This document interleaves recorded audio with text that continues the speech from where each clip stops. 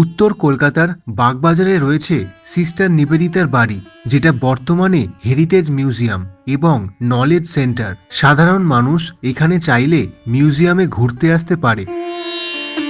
এই ভিডিও থেকে জানতে পারবেন এই বাড়ির পুরনো ইতিহাস, এখানে কিভাবে আসবেন, কবে কখন খোলা থাকে এবং বর্তমানে ঢোকার জন্য কি কি নিয়মকানুন আছে সবটা বলবো, তাই সম্পূর্ণ ভিডিওটা দেখে নিন।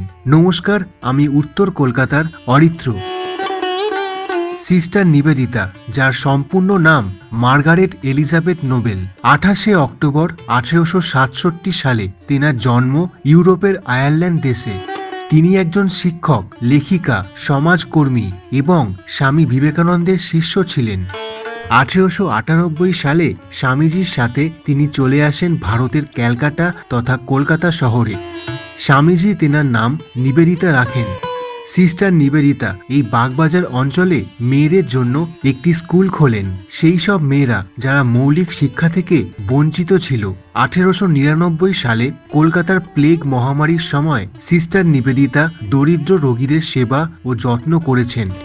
আজকে দাঁড়িয়ে আছি উত্তর কলকাতার বাগবাজার অঞ্চলে সিস্টার নিবেদিতার বাড়ির সামনে। 16A মা শারদামণি সরণি। ভগিনী নিবেদিতা 1898 সালে ভারতবর্ষে এসে এই 16 নম্বর বোসপাড়া লেনের বাড়িতে থাকতেন। তার গার্লস স্কুলটা এখানেই প্রতিষ্ঠিত হয়। 2005 সালে এই বাড়িটা গ্রেড 1 হেরিটেজ বিল্ডিং ঘোষণা করা হয়। 2013 সালে এই জরাজীর্ণ বাড়িটা পশ্চিমবঙ্গ সরকার অধিগ্রহণ করে রামকৃষ্ণ সারদা মিশনের হাতে তুলে দেয়। নতুন করে রিপেয়ার করে সাজিয়ে তুলেছে এই house of sister Nivedita.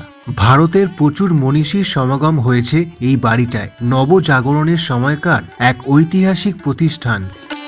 13 October 1911 সালে 43 বছর বয়সে দার্জিলিংয়ের বাড়িতে তিনি শেষ নিঃশ্বাস ত্যাগ করেন। সেই দার্জিলিংয়ের বাড়িটার নাম রয় ভিল্লা, RKM এর অধীনে, অর্থাৎ Ramakrishna mission Nivedita education and cultural centre. দার্জিলিংয়ে গেলে এই জায়গায় আসতে ভুলবেন না। দার্জিলিংয়ের সম্পূর্ণ ট্যুর গাইড দেখতে চাইলে এই চ্যানেলটা ফলো করুন। এবারে বলবো এখানে ঢোকার নিয়ম কানুন, কবে কখন খোলা আর ভেতরে কি কি দেখতে পাবেন।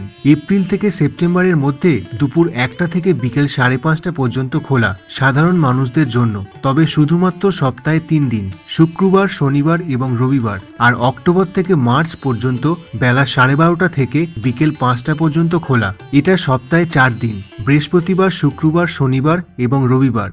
এই মিউজিয়ামে মোবাইল ফোন এবং ক্যামেরা ভেতরে অ্যালাউ করে না, কঠোরভাবে বারণ আছে। আপনি আপনার ফোন সুইচ অফ করে আপনার কাছে রাখতে পারেন বা ওদেরকেও দিতে পারেন, কিন্তু এখানে ভেতরে কোনো ছবি তোলা যাবে না।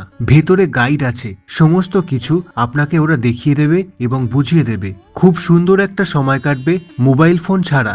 মনে হবে এরকম দিন যদি রোজ কাটতো কত ভালো হতো। আর অবশ্যই জুতো বাইরে খুলে এই ব্যাগের ভেতরে রেখে তারপর প্রবেশ করতে হবে। এবারে এখানে ঢুকতে কত টিকিট প্রাইস? বর্তমানে এখানে এন্ট্রি ফি ₹50 একজনের, জনপ্রতি 50 টাকা। বাইরে খুব সুন্দর করে সাজানো হয়েছে, প্রচুর ফুল গাছ দিয়ে সাজিয়ে তুলেছে। ভেতরে আপনি সিস্টার নিবেদিতার ব্যাপারে সবকিছু জানতে পারবেন এবং জ্ঞান লাভ করতে পারবেন। ভেতরে বিভিন্ন ঘরে বিভিন্ন রকম চমক রয়েছে, গাইড আপনাকে বুঝিয়ে দেবে। তার সাথে 10 মিনিটের একটি অডিও ভিজুয়াল দেখতে পারবেন একটি অন্ধকার ঘরের ভেতরে বসে। একদিকে শোভাবাজার সুতানুটি, আরেকদিকে বাগবাজার। গিরিশ এভিনিউর ওপর রয়েছে গিরিশ ভবন, তার ডান দিকের রাস্তায় পড়ছে সিস্টার নিবেদিতার বাড়ি। রাস্তার ওপারে রয়েছে বলরাম মন্দির বা রামকৃষ্ণ মঠ। শোভাবাজার সুতানুটি মেট্রোটা একদম কাছে, হাঁটা পথে। ধন্যবাদ সম্পূর্ণ ভিডিওটা দেখার জন্য। ভগিনী নিবেদিতাকে স্মরণ করে আপনার কিছু কথা কমেন্ট করে যাবেন এই ভিডিওর নিচে। ভালো থাকুন, সুস্থ থাকুন আর দেখতে থাকুন এই চ্যানেলের ভিডিও।